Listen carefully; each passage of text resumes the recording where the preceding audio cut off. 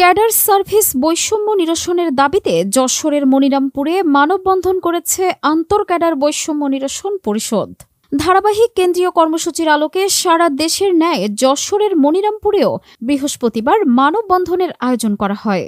মনিরামপুর উপজেলা পরিষদ চত্বরে মানববন্ধন কর্মসূচিতে বক্তব্য রাখেন উপজেলা কৃষি অফিসার ঋতুরাজ সরকার, উপজেলা স্বাস্থ্য কর্মকর্তা ডাক্তার তন্ময় বিশ্বাস, প্রাণী সম্পদ কর্মকর্তা মোহাম্মদ তহিদুল ইসলাম, অতিরিক্ত কৃষি অফিসার শারমিন শাহনাজ, কৃষি সম্প্রসারণ officer Shahriya Hossain, medical officer Humayun Rashid, ডাক্তার খালিদুজ্জামান মুজাহিদ, ডাক্তার নাহিদ হাসান, ডাক্তার ফরিদুল ইসলাম, ডাক্তার রঘুরাম চন্দ্র, ডাক্তার তাহমিনা ইসলাম, ডাক্তার বিউটি রানী বিশ্বাস প্রমুখ।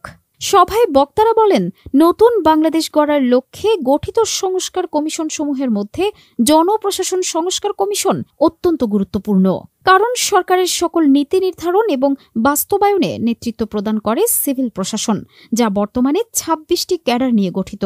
যেখানে কার্যকর রাষ্ট্র ব্যবস্থা করতে বাংলাদেশ সিভিল সার্ভিসের আমূল পরিবর্তন দরকার, সেখানে জনপ্রশাসন সংস্কার কমিশন বৈষম্যমূলকভাবে উপসচিব পুলে একটি ক্যাডারের জন্য ৫০% কোটা সুপারিশের সিদ্ধান্ত গ্রহণ করে মিডিয়ার সামনে উপস্থাপন করায় সিভিল সার্ভিসের অন্য ২৫টি ক্যাডারের সকল সদস্যের মধ্যে তীব্র ক্ষোভের সৃষ্টি হয়েছে।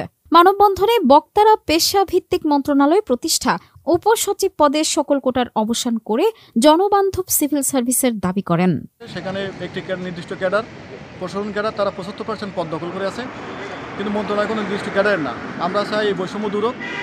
এই মন্ত্রণালয়ের যে পদগুলো আছে, উপসচিব এবং ওর উপরে পদ থেকে আসবে এবং অন্য ক্যাডার থেকে ৫০% আসবে। এরপরে আমরা দেখছি তারা বিভিন্ন ধরনের আমাদের বিরুদ্ধে প্রতিবাদ জানাচ্ছে এবং বিভিন্ন ধরনের বিরূপ মন্তব্য আমাদের নিয়ে করতেছে। আমরা এটা তীব্র প্রতিবাদ জানাই। আমাদের এটা ন্যায়সঙ্গত দাবি। আমরা ৭১-এ যে দেশ স্বাধীন হয়েছে, পাকিস্তান পিরিয়ডে এখানে বৈষম্য ছিল, যার কারণে কিন্তু ৭১ দেশ স্বাধীন হয়েছে। সম্প্রতি ৫ই আগস্টেও এই বৈষম্য নিরসনের জন্যই আরেকবারই কিন্তু একটা ছাত্র জনতা একটা আন্দোলন করে সরকার পতন ঘটিয়েছে। তো আমরা দেখছি যে এত কিছুর পরও সেই বৈষম্য দূর হচ্ছে না। আমাদের ক্যাডার সার্ভিসে সেই পূর্বের বৈষম্য সেভাবে থেকে গেছে।